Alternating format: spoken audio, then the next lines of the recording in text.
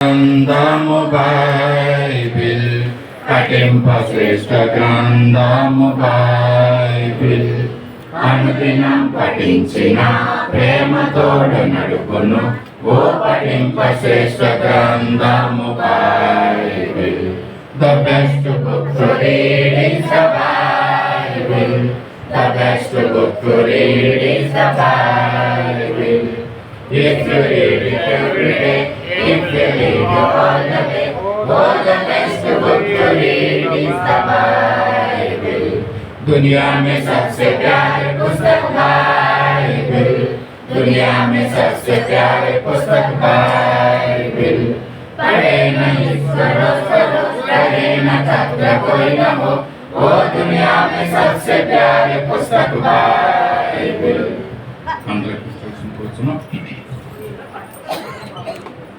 దేవుడు 2024వ సంవత్సరము ఆఖరి ఆదివారాన్ని దేవుడు మనల్ని కూడా సజీవులుగా ఉంచి దేవుని సన్నిధిలో నడిపించినందుకు ఆ దేవత దేవునికి వందనాలు చెల్లించుకుంటున్నాం. చేరి వచ్చిన సంఘానికి అందరికీ కూడా శుభాలు తెలియజేస్తున్నాం. మరి దేవుని యొక్క కార్యాలు ఆయన సంవత్సరాలు జరుగుతూ వెళుతున్నాయండి. సంవత్సరాలు జరుగుతుండగా మన పట్ల దేవుని యొక్క కార్యాలు ఏ విధంగా ఉన్నాయి? గత కాలంలో దేవుడు మన పట్ల చేసిన కార్యాలు, మనల్ని సజీవులుగా ఉంచాడు, మంచి ఆయుష్నిచ్చాడు. దేవుడు ఉచితంగా ఇస్తున్నటువంటి ఆ యొక్క ప్రాణవాయువుని మనం సంపూర్ణంగా తీసుకుంటానికి దేవుడు మనకి మంచి ఆరోగ్యము ఆయుష్నిచ్చి నడిపిస్తున్నందుకు దేవునికి స్తోత్రాలు చెల్లించుకుంటున్నాం. మరి యొక్క దినాన్ని మరి బహు క్లుప్తంగా ఒక చిన్న సందేశాన్ని దేవుడు మీ ముందు ఉంచాలని నేను కోరుకున్నాను. దేవుడు మన పట్ల చేసే కార్యాలు, గత కాలం అంతా కూడా ఏమేం కార్యాలు చేశాడో ఒక్కొక్కరిని చెప్పమంటే చాలా విషయాలు చెప్తారండి. కానీ మరి అద్భుతంగా ఆశ్చర్యరీతిగా దేవుడు మన పట్ల ఆయన చూపించిన కృపను బట్టి ఆయన కృపకు పాత్రులుగా ఉంటూ మరి ముందుకు సాగాలి. దేవుణ్ణి మనం కలిగి ఉండి ఆయనలో విశ్వాసం ఉంచుతూ అనేక మందికి మాదిరికరమైన జీవితాలు జీవిస్తూ ముందుకు సాగాలి. ఆయన బిడ్డలుగా మనం ఉండాలని దేవుడు కోరుకుంటున్నాడు. ఆయన చేసే కార్యాలకి మన పాత్రులుగా ఈ లోకంలో జీవించాలని దేవుడు కోరుకుంటున్నాడు. అలనాడు ఆది మానవుడైనటువంటి ఆదాముని దేవుడు సృష్టించి ఆయన స్వరూపంలో ఆయన పోలికగా దేవుడు చేసుకున్నాడు. ఎందుకంటే మరి ఆయన అడుగుజాడల్లో నడవాలని, ఆయన నడిచినట్లుగా నడవాలని దేవుడు కోరుకుంటున్నాడు. మరి మనం చూస్తున్నాము కనుక దేవుడు ఆయన చేసే కార్యాలు మన పట్ల మనము ఈ నూతన సంవత్సర దినాల్లో ఏం చేయబోతున్నాడో మనం ఎదురు చూడాలి.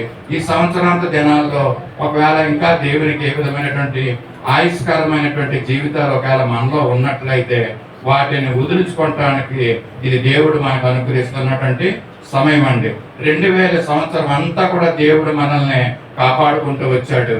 ఇంకొక 24 సంవత్సరాలు మనకి ఇచ్చాడండి. అంటే 2024 సంవత్సరాలు మనకి దేవుడు ఈ రీతిగా మనల్ని కాపాడుకుంటూ పుట్టించి ఆయన స్వరూపంలో చేసుకుని ఆయన పోలికగా ఉంటూ మనల్ని నడిపిస్తూ మనల్ని జీవింపచేసిన దేవునికి మనం ఎంతగానో స్తోత్రాలు చెల్లించాలి. పరిశుద్ధ గ్రంథం నుంచి హబక్కూకు ప్రవక్త ఒక మాట చెప్తారు కదండి, సంవత్సరాలు గతించుతుండగా మీ కార్యాన్ని నూతన పరచము. హబక్కూకు 3వ అధ్యాయము 2వ వచనంలో ఈ విధంగా ఉంటున్నది, యెహోవా నిన్ను గూర్చిన వార్త విని నేను భయపడుచున్నాను. యెహోవా సంవత్సరంలో జరుగుతుండగా నీ కార్యము నూతన పరచుము. సంవత్సరంలో జరుగుతుండగా దానిని తెలియజేయము. కోపించుచునే వాత్సల్యమును జ్ఞాపకమునకు తెచ్చుకోమను. అంటే ఈ జీవితకాల దినాలన్నింటిలో కూడా మరి దేవుణ్ణి హబక్కుకు ఏమడుగుతున్నాడంటే, సంవత్సరాలు జరుగుతున్నాయి ప్రభువా, నీ కార్యాలు నూతన పరచుమని హబక్కు ప్రవక్త చెప్తున్నాడు. సంవత్సరాలు జరుగుతుండగా దాన్ని తెలియజేయి, నువ్వు చేసే కార్యాలు దాన్ని తెలియజేయమని చెప్తున్నాడు. అంతేకాకుండా అనేక సార్లు మనం ఆయనకి వ్యతిరేకంగా జీవిస్తున్నప్పుడు, ఆయనకి వ్యతిరేకమైనటువంటి ఆలోచనలు మనం ఆలోచిస్తున్నప్పుడు మన మీద ఆయన కోపించే మరి సందర్భాలు కూడా ఉంటున్నాయండి. కోపించుతూనే మళ్ళీ వాత్సల్యాన్ని జ్ఞాపకం తెచ్చుకో ప్రభు అనేసి మరి హబక్కు ప్రవక్త దీన్ని ప్రార్థనగా దేవునికి చేస్తూ ఉంటున్నాడు. గమనించవలసిన మాట ఏంటంటే, సంవత్సరాలు జరుగుతుండగా నీ కార్యాన్ని నూతన పరచుము అని అంటున్నాడండి. అయితే జ్ఞాని అయిన సొలొమోను ఏం చెప్తున్నాడంటే, ప్రసంగి గ్రంథంలో మరి 1వ అధ్యాయము 9వ వచనంలో ఏమంటున్నాడంటే, జ్ఞాని అయినటువంటి సొలొమోను ప్రసంగి గ్రంథంలో రాస్తూ ఈ మాటలు చెప్తున్నాడు. 1వ అధ్యాయము 9వ వచనంలో ఏమంటాడంటే, మునుపు ఉండినదే ఇక ఉండబోవున్నది, మునుపు జరిగినదే ఇక జరగబోవున్నది, సూర్యుని క్రింద నూతనమైనది ఏదియు లేదంటున్నాడు. హబక్కు ప్రవక్త ఏం చెప్తున్నాడంటే, నూతన కార్యాలు జరిగించి ప్రభువా అనేసి ప్రార్థన చేస్తుంటే, జ్ఞాని అయిన సొలొమోను ఏమంటున్నాడంటే, సూర్యుని క్రింద నూతనమైనది ఏదియు లేదని చెప్తున్నాడు అంటున్నాడు. అంటే ఏది కరెక్ట్ అంటారు? ఇది మరి హబక్కుకు చెప్పింది నూతన కార్యాలు సంవత్సరాలు జరుగుతున్నాయి, నూతన కార్యాల గురించి అది కరెక్ట్ అంటారా? లేకపోతే మరి సూర్యుని కింద నూతనమైనది ఏది లేదనేసి జ్ఞాని అయిన సొలొమోను ద్వారా ఈ మాటల్లో చెప్తున్నాడు. ఇక్కడ చూస్తుంటే ఈ 2 మాటలు కూడా సమమైనవే, మరి ఏవి మరి కాని మాటలు కాదు. కానీ మరి సూర్యుని కింద ఏమైతే ఉన్నాయో అవన్నీ కూడా మరి భూమి మీద అవ్వచ్చు, అవేమీ కూడా నూతనమైనవి కాదంటాను. సూర్యుని కింద భూమి ఉంది, భూమి మీద మరి అనేకమైనటువంటి పర్వతాలు ఉంటాయి, వృక్షాలు ఉంటాయి, సముద్రాలు ఉంటాయి, మరి ఆకాశం ఉంటుంది, ఆకాశ నక్షత్రాలు ఉంటాయి, చంద్రుడు ఉంటున్నాడు, సముద్రంలో మత్స్యాలు ఉంటాయి, చేపలు ఉంటాయి, ఇంకా దేవుడు సృష్టించిన అనేకమైనటువంటి సృష్టి విషయాలు అనేకమైనటువంటి సూర్యుని క్రింద.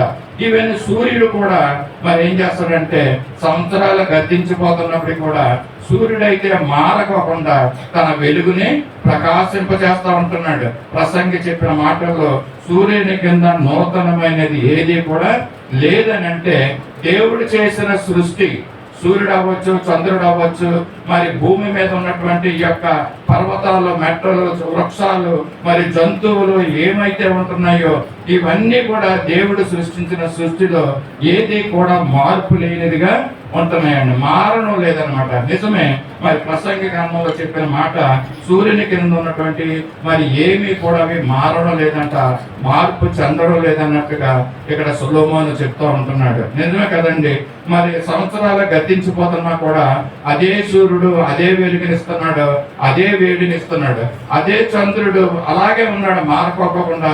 సంవత్సరాలు గతించిపోతున్నాయి, అదే చల్లదనాన్ని చంద్రుడు మనకి ఇస్తున్నాడండి. భూమి మీద ఉన్న పర్వతాలు అలాగే ఉంటున్నాయి, చెట్లు కూడా ఆ విధంగానే ఉంటున్నాయి, మరి నక్షత్రాలు కూడా దేవుని సృష్టి ఆ విధంగానే ఉంటున్నాయండి.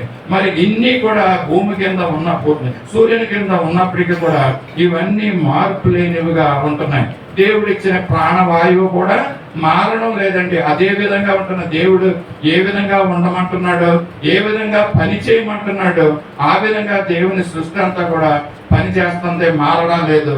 సంవత్సరాలు అయితే గతించిపోతున్నాయి కానీ సూర్యుని కింద నూతనమైంది ఏది కూడా కనపడటం లేదని చెప్తున్నాడు. అలాగే కాలాలండి, మరి దేవుడు ఏర్పాటు చేసినటువంటి కాలాలు, ఎండాకాలం అవనండి, వర్షాకాలం అవనండి, శీతాకాలం అవనండి, ఆ కాలాలు ఒక్కో దాని వెంబడి ఒకటి వస్తూనే ఉంటున్నాయి. ఎండాకాలంలో ఎండ కాస్తూ ఉంటుంది, వర్షాకాలంలో వర్షం వస్తూ ఉంటుంది, మరి శీతాకాలంలో చలి పెడుతూ ఉంటుంది. ఈ విధంగా కాలాలు కూడా మారని విధంగా దేవుడు చెప్పిన పనిని మరి అవి చేసుకుంటూ పోతున్నాయండి. ఒకవేళ ఎప్పుడు మారుతాయండి? దేవుడు చేసిన ఈ యొక్క కాలాలు కానీ, ఈ సూర్యచంద్ర నక్షత్రాలు కానీ, ఆకాశము భూమి కానీ ఎప్పుడు గతించిపోతాయంటే యేసు ప్రభుల వారి యొక్క 2వ రాకడలో మాత్రమే ఇవి మారుతాయి, లేక నూతన పరచబడతాయని చెప్పుకోవచ్చు. సూర్యుని క్రింద ఏది కూడా కొత్తదిగా లేదు, నూతనమైనది ఏది లేదనేసి ఇక్కడ సొలొమోను ద్వారా మనకి చెప్తున్నాడు. అయితే మానవుణ్ణి దేవుని పోలికగా ఆయన స్వారూప్యంలో పెట్టుకున్న మానవుణ్ణి మరి దేవుడు ఏం కోరుకుంటున్నాడంటే ఆయన పోలికగా జీవించమంటున్నాడు. ఆది మానవుని ఆదాముని మరి సృష్టించిన తర్వాత ఆయన పోలికగా ఆదాముని సృష్టించి మరి జీవించమన్నప్పుడు, ఆయన పోలికగా జీవించమన్నప్పుడు మరి ఆయన ఏం చేశారంటే వాళ్ళు ఆదాము హవ్వల పాపాన్ని ఆహ్వానించుకొని పాపాన్ని వారి హృదయంలో తీసుకొని దేవుని పోలికగా ఉండడం వారి యొక్క మధ్య వారిలోకి పాపము ప్రవేశించిందండి. ఆ పాపము ద్వారా దేవుని యొక్క పోలికను వారు రూపాన్ని పోగొట్టుకున్నారు అనమాట అండి. దేవుని రూపాన్ని ఈ శాపము మార్చి వేసినట్టుగా మనం చూస్తున్నాము. అందుకని హబక్కు ప్రవక్త అంటున్నాడు, సంవత్సరాలు గతించుచుండగా ప్రభువా మమ్మల్ని నూతన పరచు అని ఆయన ప్రార్థన చేస్తున్నాడండి. నీ కార్యాలు మా జీవితాల్లో నువ్వు నూతన పరచు అనేసి మరి హబక్కు ప్రవక్త ప్రార్థిస్తున్నాడు. మనం ఏ విధంగా మరి దేవుని ప్రార్థించబోతున్నాము. ఈ సంవత్సర కాలం ఆఖరి దినాల్లో మనం ఉంటున్నామండి. మరి 1-2 రోజుల్లో ఈ సంవత్సరము క్లోజ్ అవ్వబోతుంది, నూతన సంవత్సరం రాబోతుంది. కనుక దేవుడు ఇచ్చిన ఈ సమయంలో ఒకవేళ ఇంకా మనలో ఏదైనా మన పాత జీవితాలు క్రొత్త జీవితాలు ఏమైనా ఉంటే అవి మార్చుకోవాల్సిన అవసరత మనకుంది. అయితే దేవుడైతే మన జీవితాన్ని మార్చడానికి సిద్ధంగా ఉన్నాడు, కానీ మారడానికి మనం సిద్ధపడాలండి.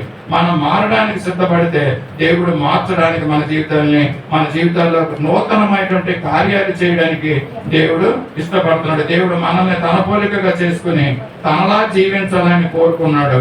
కానీ మానవుడు దేవుణ్ణి విడిచి పాపాన్ని కోరుకుని శాపాన్ని తెచ్చుకున్నాడండి. ఎంత విషయం చూడండి. మనము పాపము మన రూపాన్ని మనల్ని మార్చివేసేస్తుందంట. మనలో ఉన్నటువంటి దేవుని రూపాన్ని అది చెరిపివేస్తుందంట. ఈ పాపము మనలో ఉన్నంత కాలము దేవుడు మనలో ఉండడండి. మన పాపాలని మనలో ఉంచుకున్నంత కాలము దేవుడు మనలో ఉండడు. మనం దేవుణ్ణి మన హృదయాల్లో ఉంచుకుని జీవించాలని అనుకుంటా ఉంటాం. ఒకవేళ మనలో దేవుడు ఉన్నాడని అనుకుంటా ఉంటాం. ఎన్నో పండుగలు చేస్తూ ఉంటాం, ఎన్నో రంగులు మారుస్తూ ఉంటాం. మన బట్టల యొక్క రంగులు, మన గృహాల యొక్క రంగులు మరి మార్చుకుంటూ ఈ సంవత్సరం వేసినవి మళ్ళా వచ్చే సంవత్సరానికి ఉంచుకోకుండా ఈ విధంగా మన రంగులు మార్చుకుంటాం. కానీ మరి పండగ సమయాల్లో దేవుడు మన హృదయాల్లో ఉన్నాడనే భ్రమతో మనం జీవిస్తూ ఉంటాం. కానీ ఈ విధమైన పండగ జీవితాలు జీవించే వారి హృదయాల్లో దేవుడు అంటున్నాడు, నేను వారి యొక్క పండగల్లో నేను ఉండను. నాకు కావాల్సింది వారి యొక్క మారినటువంటి మనసు కావాలని. ఒకవేళ సంవత్సరం గతించిపోతుంది, ఇంకా మన మనసు మారకపోతే మరి దేవుడు ఏం చెప్తున్నాడో మనం చూద్దాం. మన రంగులు మార్చుకుని పండగలు చేసుకుంటున్నా మనలో దేవుడు ఉండడండి. మనం ఏం చేస్తున్నాడంటే దేవునికి మనకి అడ్డుగా ఉన్నటువంటి ఈ యొక్క కార్యాలు, ఈ యొక్క రంగులటువంటి ఈ లోకం యొక్క ఆశలు దేవునికి మనకి మధ్యలో అడ్డుగోడలుగా ఉండిపోతున్నాయి అంటండి. మరి దేవుని మనం యథార్థమైన హృదయాలతో నిజమైన స్థితిలో ఆయన్ని ఆరాధించలేకపోతున్నాం. యెషయా గ్రంథం 59:1 చెప్తాడు, మీ దోషములు మీకును మీ దేవునికి అడ్డముగా వచ్చి ఉన్నాయని చెప్తాడు. మన పట్ల ఆయన కార్యాలు చేయాలంటే నూతన కార్యాలు చేయాలి. నూతన సంవత్సరాన్ని మనం ఎదుర్కోవాలి. నూతనమైనటువంటి హృదయంతో, నూతనమైనటువంటి ఆత్మతో మనం ఎదుర్కోవాలనేసి మనం అనుకుంటున్న మనకి, సంతోషంతో ఆనందంతో నూతన సంవత్సరాన్ని ఎదుర్కోవాలనుకున్న మనకి, మన దేవునికి మనకి మధ్యన ఉన్నటువంటి ఆ దోషాలని మనము వదులుకోవాలండి. వదులుకున్నట్లయితేనే, మనం మారినట్లయితేనే దేవుడు మన పట్ల ఆయన కార్యాలు చేయడానికి మనకి దేవుడు మన సహాయం చేస్తాడు. మన కార్యాలు జీవితాల్లో మన కార్యాలు, అద్భుత కార్యాలు, ఆశ్చర్య కార్యాలు మనం చేస్తాడు. కనుక దేవుడు ఏం చెప్తున్నాడంటే మనం సంపూర్ణంగా మరి ఆయనలోకి మారాలండి. మారిన మనసుని దేవునికి అప్పగించుకోవాలి. దేవుడు చెప్తున్నాడు, ఆయన రూపంలో ఆయన పోలికగా చేసుకున్న మనము ఆయన రూపంలోకి మారిపోవాలంటండి. ఆయన స్వారూప్యంలో మనం ఉండాలండి. మరి ఆయన్ని మన హృదయంలో చేర్చుకుని ఆయనలో మనం జీవించాలి. ఆయన రూపంలోకి మనం రావాలి, ఆయన రూపంలోకి మనం మారాలనేసి దేవుడు కోరుకుంటున్నాడు. యేసుని రూపంలోకి మారాలి, యేసుని మాదిరిగా మనకి రావాలనే ఒక చరణం ఉందండి. యేసుని రూపంలోనికి మారాలి, యేసుని మాదిరి మనకు రావాలి, యేసుని రూపము మనకు రావాలి,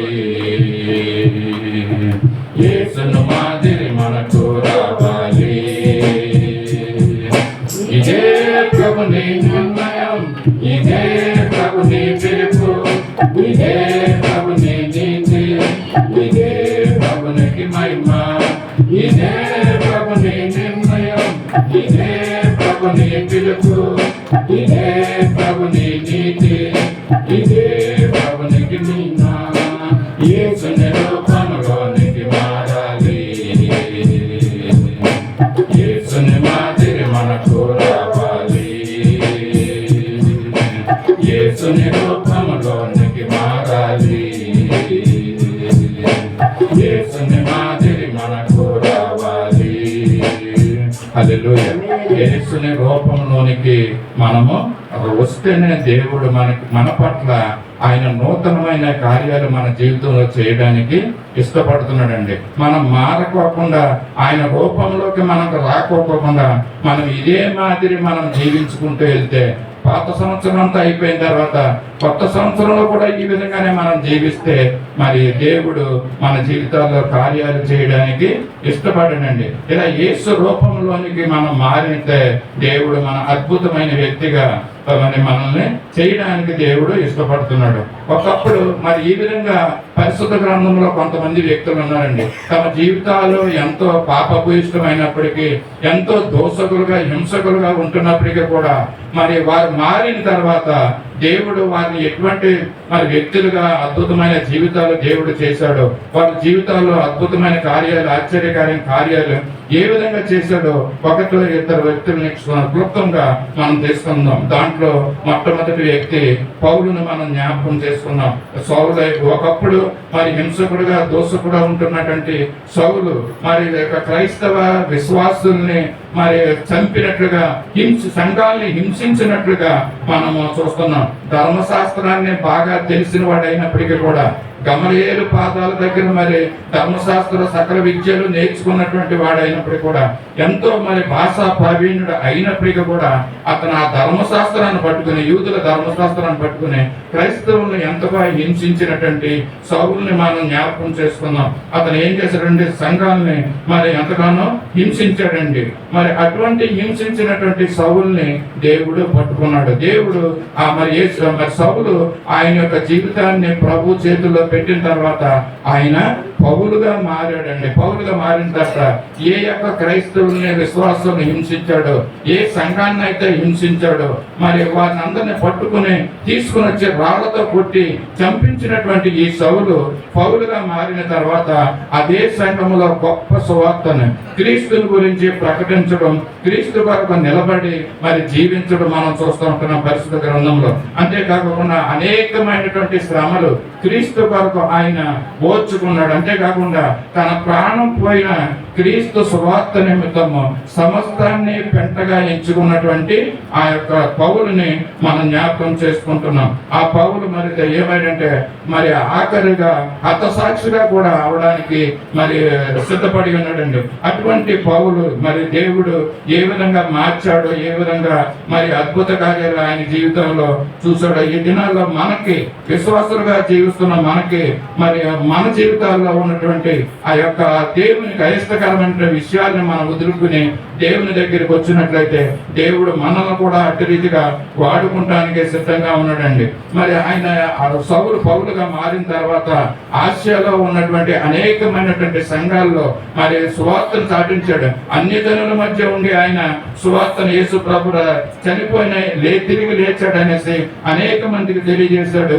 ఆయనే నిజమైన రక్షకుడు, దేవుడు అనేసి ఆయన సువార్త చెప్పాడండి. మరి క్రొత్త నిబంధన గ్రంథంలో అనేక సంఘాలకి అపోస్తులందరికంటే ఎక్కువగా మరి ఈ యొక్క పౌలు సువార్తను చాటి చెప్పడం చూస్తున్నాం. సమస్తాన్ని విడిచిపెట్టుకున్నాడండి దేవుని కొరకు, యేసు ప్రభువుకి నిమిత్తము మరి సువార్తను చాటించిన వ్యక్తిగా మనం చూస్తున్నాం.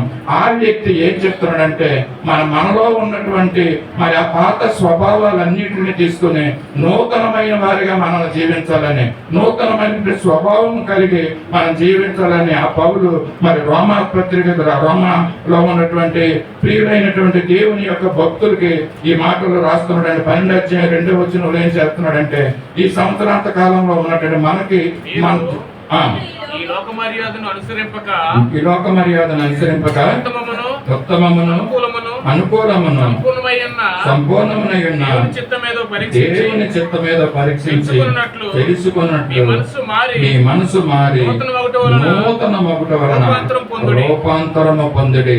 మరి యొక్క ఉదయకాల సమయంలో సంవత్సర ఆకార దినాల్లో ఉంటున్న మనము రూపాంతరము చెందవలసిన అవసరత ఉందండి. ఒకవేళ నువ్వు ఏ పోలికగా ఈ లోకంలో నువ్వు జీవిస్తున్నావో దేవుడు కోరుకుంటున్నాడు తన పోలికగా తన చిత్తానికి అనుగుణంగా మరి జీవించమనేసి దేవుడు చెప్తున్నాడు. ఇక్కడ అపోస్తలుడైన పౌలు కూడా చెప్తున్నాడు, మనం ఏం చేస్తా ఉంటున్నామంటండి, ఈ లోక మర్యాదను అనుసరిస్తూ ఉంటామంటండి. ఈ లోక ఏ విధంగా లోకస్తులు నడుస్తున్నారో ఆ విధంగా మనం నడవడానికి మరి ప్రయత్నాలు చేస్తూ ఉంటాం. కానీ క్రైస్తవులుగా మనం ప్రత్యేకింపబడిన జనాంగంగా, ప్రత్యేకించబడిన వారంగా ఈ లోకంలో మనం జీవించి మరి ఇతరులందరికీ మన మాదిరికరమైనటువంటి క్రైస్తవులుగా మనం జీవిస్తున్నామా? మరి పౌలు తెలియజేస్తున్నాడు, ఈ లోక మర్యాదను మనం అనుసరించి నడుచుకుంటున్నామంటండి. మనం ఎవరి మర్యాదను అనుసరించి నడుచుకోవాలి?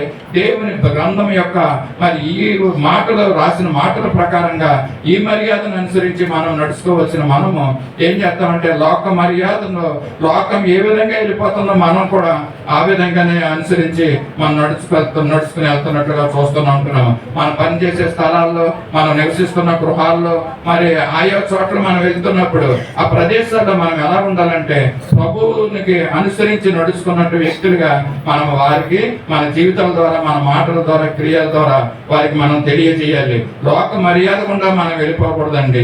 ఏది ఉత్తమమైనది, మరి ఏది అనుకూలమైనది, ఏవి సంపూర్ణమైనవో మరి దేవుని చిత్తం మీద పరీక్షించి మనం తెలుసుకుని మనం ఆ విధంగా మనం నడవాలండి. దేవుని చిత్తానికి మన అనుగుణంగా మనం నడవాలి. మనం ఏం చెప్తా ఉంటామంటే లోకస్తుల చిత్తం, లోకస్తులు ఏం చెప్తే ఆ విధంగా మనం వెళ్ళిపోవడానికి మనం ప్రయత్నాలు చేస్తూ ఉంటాం. ఆ విధంగా వెళ్ళిపోతూ ఉంటాం కూడా. కానీ ఒక్క నిమిషం ఆగి ఇది నిజంగా మరి దేవునికి ఇష్టమైన పనేనా, దేవుని చిత్తానికి ఇది మరి వ్యతిరేకమా, అనుకూలమా అన్న విషయాన్ని మనం ఆలోచించుకోకుండా కొన్ని సందర్భాల్లో మనం ముందుకు వెళ్ళిపోతాం. లోకస్తులు వెళ్తున్నట్లుగానే మనం వెళ్ళిపోతూ ఉంటాం. వారి మర్యాదలు చేసుకుంటూ వెళ్తుంటారు, అదే మర్యాదలుగా మనం వెళ్తూ ఉంటాం. మరి ఇక్కడ ఏం చెప్తున్నాడంటే మీ మనసు మారి నూతనం అవ్వాలంటండి. ఏంటి ఈ పరిస్థితుల్లో మరి 2024 సంవత్సరం వరకు మనం జీవిస్తున్న జీవితం అంతా ఎలా ఉంటుందంటే లోకస్తులు జీవించిన జీవిత విధానంగానే మనం జీవిస్తున్నాం. వాళ్ళ మర్యాద చెప్పినా మనం వెళ్ళిపోతున్నాం. కానీ పౌలు ఏం చెప్తున్నాడంటే మనస్సులు మారాలంటున్నాడండి. ఇప్పటికైనా నీ మనసును మార్చుకుని ప్రభువులాగా మనం జీవించాలి. ఆయన పోలికగా మనం నడుచుకోవాలండి. దేవుని చిత్తం మీద మనం తెలుసుకోవాలి. మరి మనసులు మార్చుకుని మరి నూతన సంవత్సరంలో అడుగు పెడుతున్న మనము నూతనమైనటువంటి జీవితాలు మనం జీవించాలి. మనం రూపాంతరం చెందమనేసి అపోస్తలుడైన పౌలు చెప్తున్నాడు. ఒకవేళ ఇంకా మనం మారని మనసులతో మనం జీవిస్తున్నామో ప్రభు సమయం ఇస్తున్నాడు. ఈ సమయాల్లో నువ్వు మనసును మార్చుకుని ప్రభు కొరకు సంపూర్ణంగా నువ్వు జీవిస్తున్నట్లయితే ఇదిగో ప్రభు నీ హస్తాన్ని పట్టుకుని నిన్ను లేవనెత్తి ఇప్పటి వరకు నువ్వు ఏ విధమైన బాధలు, శ్రమలు, కష్టాలతో నీ జీవితాన్ని నువ్వు నడిపించుకుంటూ వెళ్తున్నావో ప్రభు చెప్తున్నాడు, నా దగ్గరికి రా, నువ్వు నాతో తిరుగు, నీ మనసు నాకి నేను నిన్ను లేవనెత్తుతాను, నా చిత్త ప్రకారంగా నేను నడిపిస్తాననేసి చెప్తున్నాడు. నువ్వు చేయవలసిందల్లా నీ మనసులో నువ్వు రూపాంతరం చెందవలసిన అవసరం ఉందనేసి అపోస్తలుడైన పౌలు కూడా తన అనుభవపూర్వకంగా ఈ మాటల్ని తెలియజేస్తున్నాడు. మరొక మాట చూద్దాం పరిశుద్ధ గ్రంథం నుంచి. అదే అపోస్తలుడైన పౌలు అనేకమైన శ్రమను భరించిన పౌలు, ఎంతో భక్తి జీవితాన్ని జీవించిన పౌలు అనుభవపూర్వకంగా రాస్తున్న మాటలు. ఎఫెసీ గ్రంథం 4:22-24 వచనాల్లో మనం ఏం చూస్తామంటే మన ప్రవర్తన ఏ విధంగా ఉందో ఇప్పటికైనా మన ప్రవర్తనను మార్చుకోమని పౌలు చెప్తున్నాడు. ఆనాడు మరి ఎఫెసీ సంఘానికి చెప్పాడు, ఈ రోజు సత్య సువార్త సహవాసానికి దేవుడు మనతో చెప్తున్నాడండి.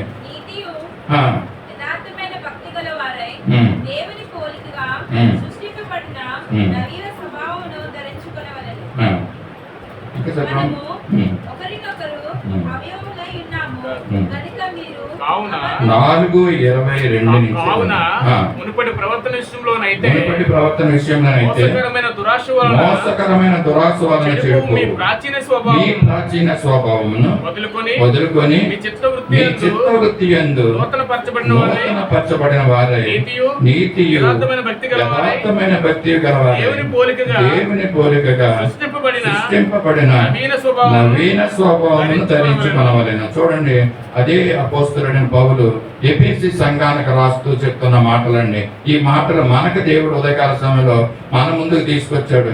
ఎంతో ప్రావీణ్యం సంపాదించినటువంటి ఈ పౌలు ఏం చెప్తున్నాడంటే చక్కని మాటలు ఇక్కడ ఎఫెసీ సంఘానికి రాస్తున్నాడు. ఏమంటుంటే, కావున మునిపటి ప్రవర్తన విషయంలోనైతే మోసకరమైన దురాశ వలన చెడిపోవు.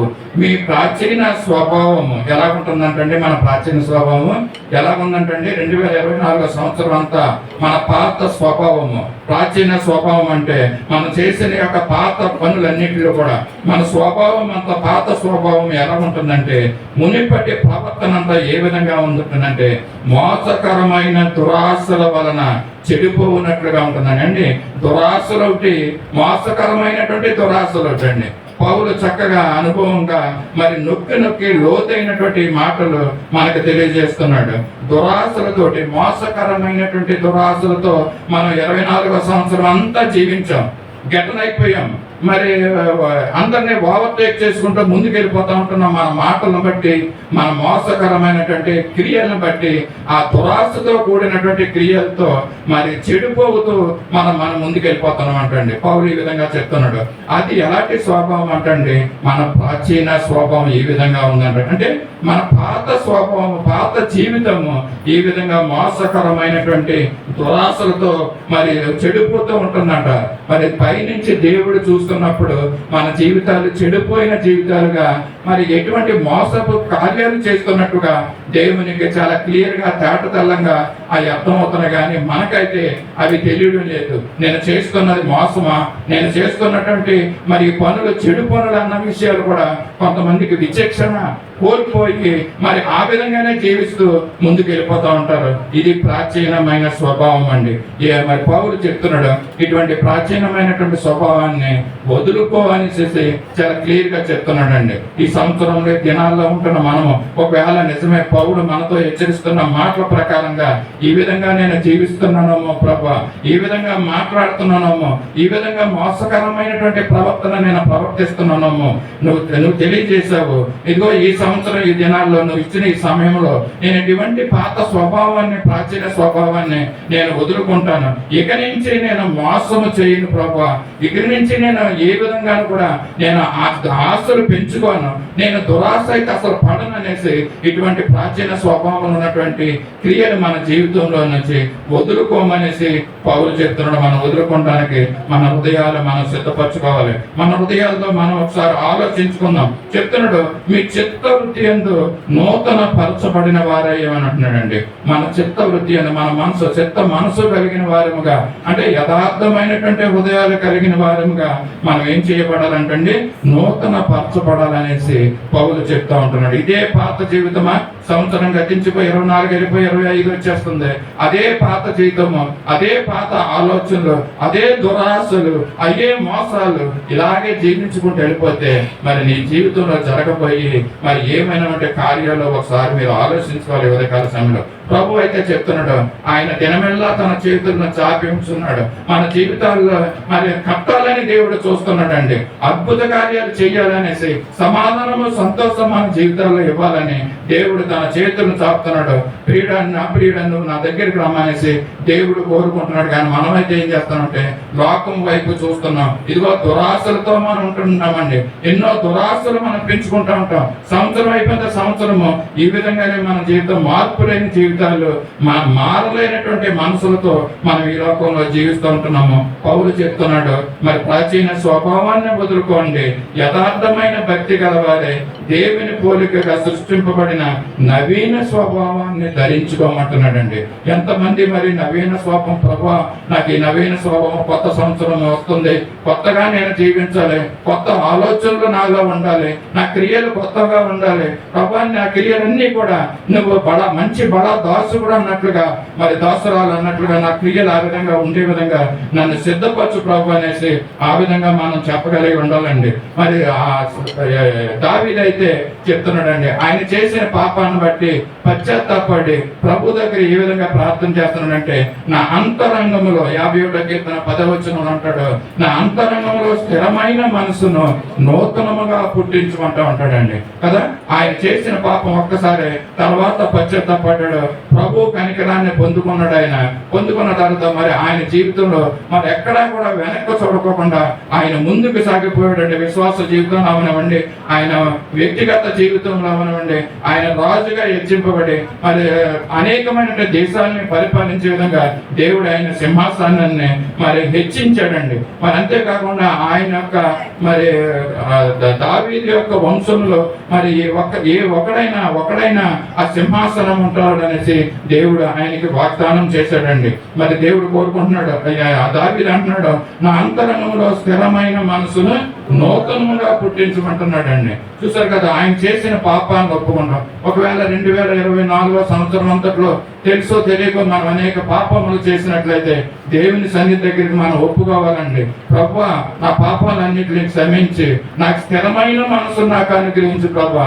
నూతనంగా నాకు పుట్టించు ప్రభువా అని మనము దేవుని దగ్గర ప్రార్థన చేసి అటువంటి నూతనమైనటువంటి మనసును మనం పొందుకోవాలని ఈ ఉదయకాల సమయంలో తెలియజేస్తున్నాను. మరొక వ్యక్తి ఉన్నాడండి, యాకోబు. మరి ప్రారంభ దశలో ఆయన మోసగాడే, కానీ ఆ మోసకరమైనటువంటి స్థితి నుంచి బయటకు వచ్చాడు. దేవుని దగ్గర అడిగాడు, రాత్రంతా దేవుని దగ్గర ఉండి పిలుగులాడుతూ దేవుని యొక్క శక్తిని పొందుకున్నాడు. మరి తెల్లవారింది, ఆయన జీవితంలో వెలుగు వచ్చినట్లుగా మనం చూస్తున్నాం. మోసగాడైన యాకోబు కూడా దేవుని దగ్గర అనేకమైనటువంటి ఆశీర్వాదాలు పొందుకున్నట్లుగా మనం చూస్తున్నాం. అంతేకాకుండా ఆ యాకోబు దేవుడు ఏం చేశాడంటే యాకోబుని మరి ఆయన పేరు మార్చి ఇక్కడి నుంచి నువ్వు యాకోబు కాదు ఇశ్రాయేలుగా నువ్వు పిలువబడతావు అనేసి దేవుడు అటు రీతిగా ఆయన్ని ఆశీర్వదించినట్లుగా మనం చూస్తాం. అంతేకాకుండా అబ్రహాముకైతే నీ సంతానాన్ని ఆశీర్వదిస్తానని చెప్తున్నాడు.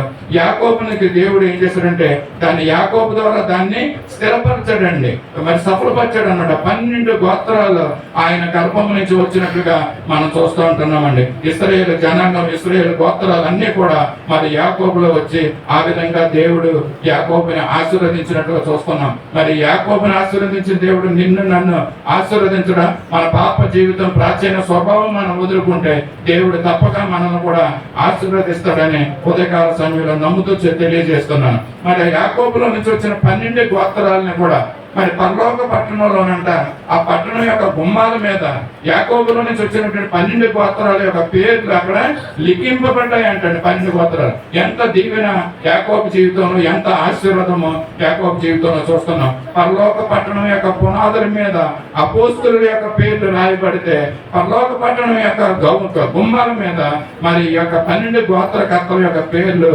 రాయబడడం మరి ఎంతో ఆశీర్వాదకరమండి. యాకోబుని అటు రీతిగా దేవుడు ఆశీర్వదించాడు. మరి సమయం ఇచ్చినప్పుడు తాను మరి తెలుసుకుని దేవుని దగ్గరికి వచ్చి దేవుని దగ్గర పెనుగులాడే మరి జీవితం, దేవుని ప్రార్థించే జీవితం ద్వారా ఆయన పొందుకున్నటువంటి ఆశీర్వాదాలు ఈ విధంగా ఉన్నాయండి. దేవుడు నిన్ను నన్ను కూడా ఆశీర్వదించడానికి సిద్ధంగా ఉన్నాడు. ఈ ఆఖరి దినాల్లో, ఈ ఆఖరి సమయాల్లో ప్రభు వారికి ఇప్పుడైనా మన హృదయాలను తెచ్చుకొని ప్రభు దగ్గర పెట్టి ప్రభుని అడిగితే మన జీవితాల్లో మార్చడానికి ప్రభు మరి ఎదురు చూస్తున్నాడండి. ఆయన చేతిలో ఆశీర్వాదాలు ఉన్నాయి. అడుగు వాటి కంటే కూడా, ఊహించు వాటి కంటే కూడా అత్యధికంగా ఆశీర్వదించగల మన దేవుడు. సమస్త జ్ఞాన సంపదలు ఆయనలో ఉన్నాయి కనుక మనం అడగలేక పొందలేకపోతున్నాం. కానీ దేవుడైతే ఇవ్వడానికి సిద్ధంగా ఉన్నాడు. మనం ఒక రకమైన జీవితానికి మనం ఈ లోకంలో మనం అలవాటు పడిపోయాము. లోక మర్యాదలు గుండా మనం వెళ్ళిపోతున్నాం. కానీ దేవుడైతే ఆయనకి ఇష్టలుగా మనం జీవిత దేవుడు తప్పగా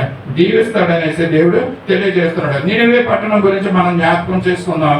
నినివే పట్టణానికి కూడా దేవుడు మరి ఆ యొక్క పట్టణాన్ని అంతటిని కూడా నాశనం చేయాలని, వారు చేస్తున్న దోష క్రియలను బట్టి నాశనం చేయాలని చూసినప్పుడు వారు కూడా ఏం చేశారండి, చేసిన పాపాలను ఒప్పుకోవడానికి మరి వస్త్రాలను తీసి బూడిదలో కూర్చున్నట్లుగా, మరి గోనె బట్టను కట్టుకుని బూడిదలో కూర్చుకున్నట్లుగా తను తాను తగ్గించుకుని తన పాపాల నిమిత్తమే పశ్చాత్తాపడినట్లుగా మనం చూస్తూ ఉంటున్నాం.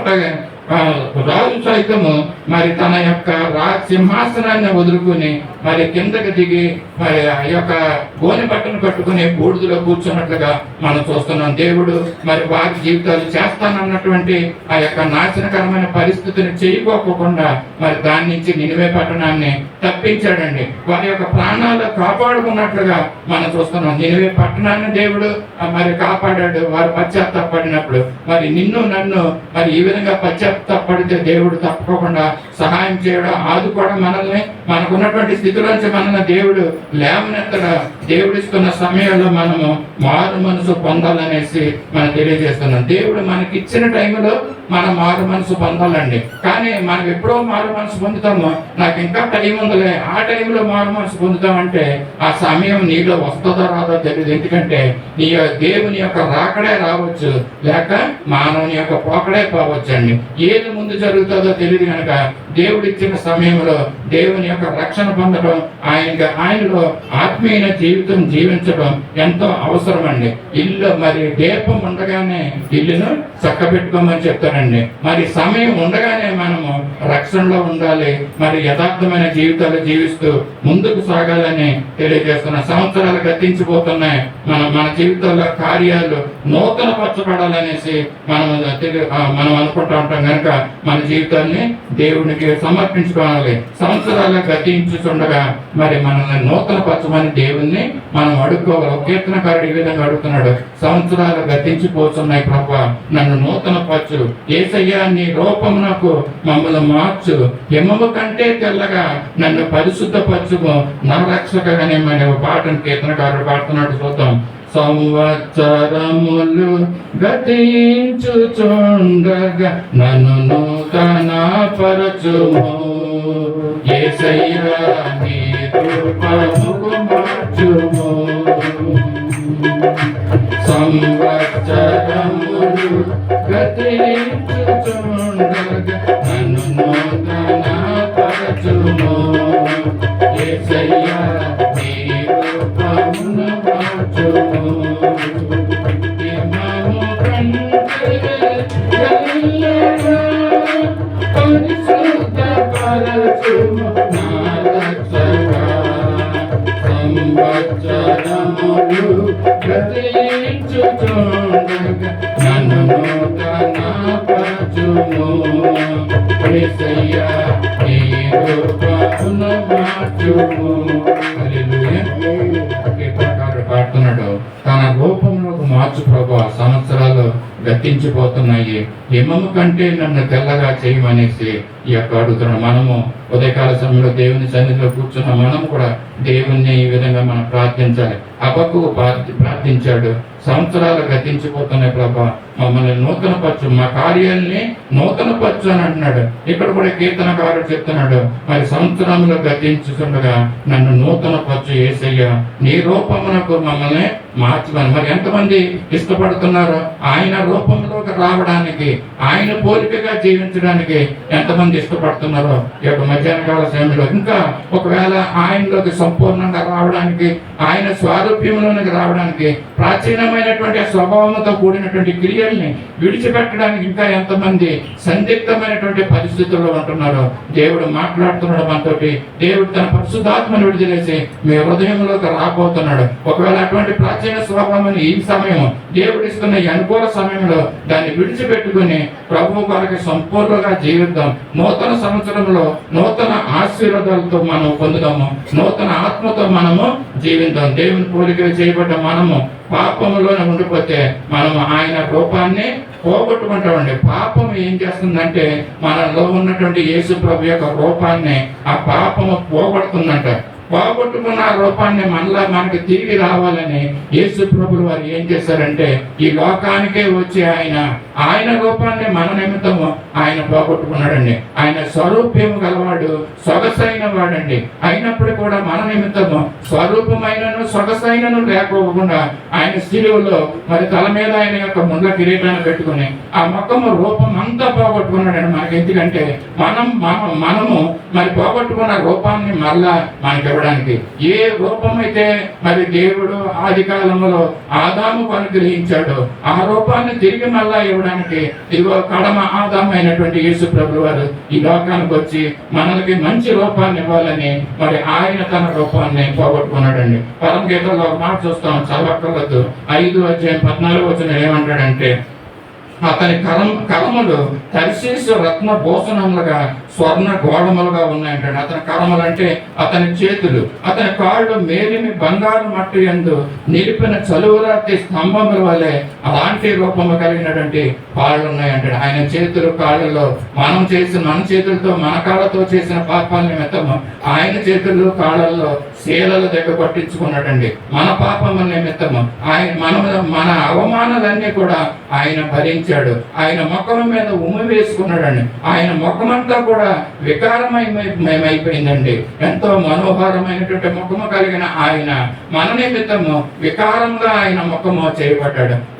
మరి తల నుంచి కారుతున్నటువంటి ఆ ముళ్ళ కిరీటంలో నుంచి కారుతున్నటువంటి రక్తం అంతా కూడా ఆయన ముఖమంతా తడిసిపోయి వికారం అయిపోయిందండి. చూడండి, దేవుడు మరి మనకి ఆయన యొక్క రూపాన్ని పోగొట్టుకుని మనకు మంచి రూపాన్ని ఇవ్వడానికి యేసు ప్రభువు వారి లోకానికి వచ్చి మరి మనకి మంచి రూపాన్ని ఇచ్చాడండి. మరి అటువంటి దేవుణ్ణి మనము ఇంకా నిర్లక్ష్యం చేస్తున్నామేమో.